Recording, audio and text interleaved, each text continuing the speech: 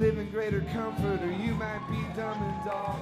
Either way, I won't leave you travel as equals or not at all. So I put out a Lou Reed tribute album called Lou. Vanguard put that out, and so I was playing a lot of Lou songs for a while, and now on this Afghan Wigs tour, where I'm opening the shows, I feel like it's yeah, going back to my own material more.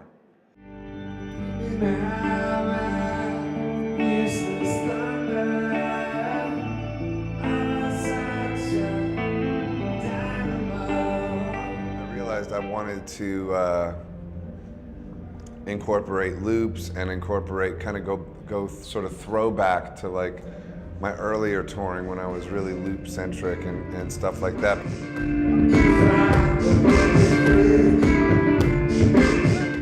Like within music, there's many styles I want to explore that I think I could explore.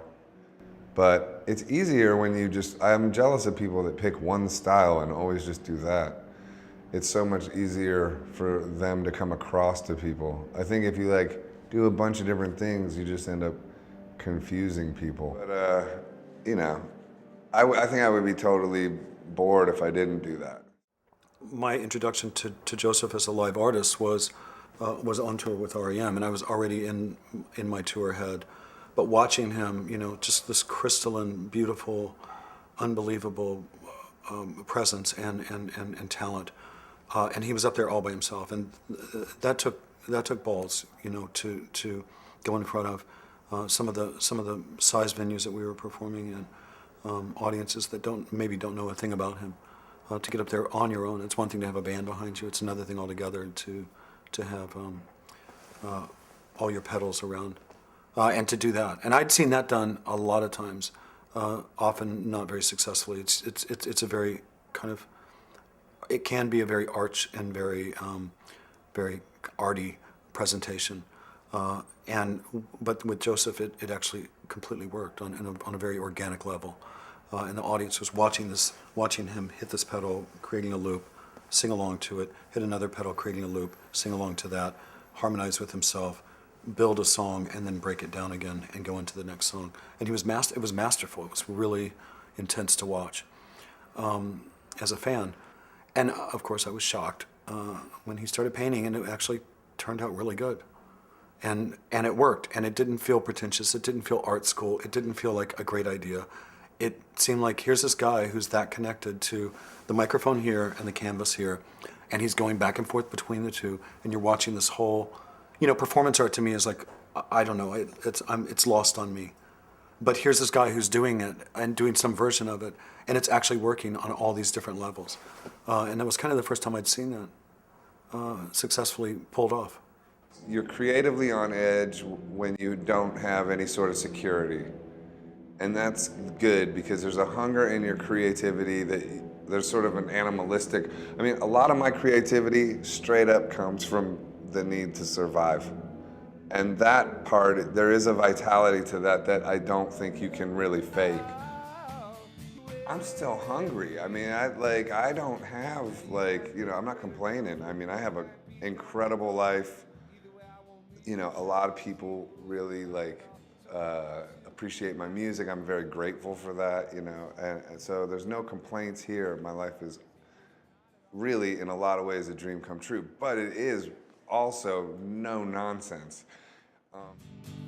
Anytime you step on stage, it just feels like disaster could strike, or you won't be able to remember how to perform, or people won't like you, or, you know, it's this weird vortex you go through, and it happens almost every single time.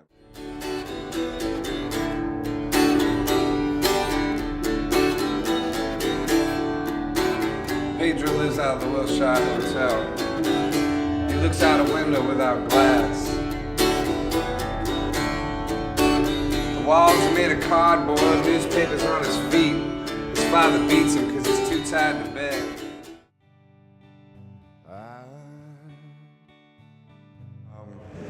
Luke came to my first ever New York audition for Peter Gabriel. Peter Gabriel introduced me to Luke. by yeah, just by amping up my nervousness to like astronomical proportions by bringing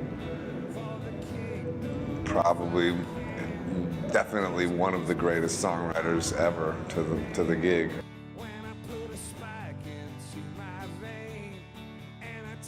I was asked to do it. I don't think I would have done it had I not been asked to do it, you know? So, and then I didn't really think I would do it either until I hit upon just doing really simple versions of those songs, and that interested me because I hadn't heard them like that before, and I felt inspired.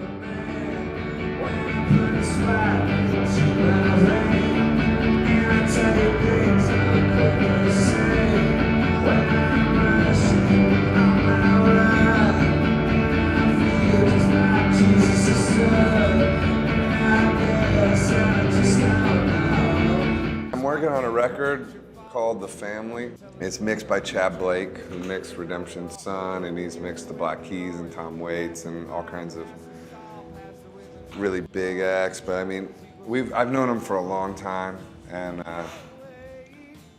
he's a great, great mixer. And so I'm excited about this record that I made with him.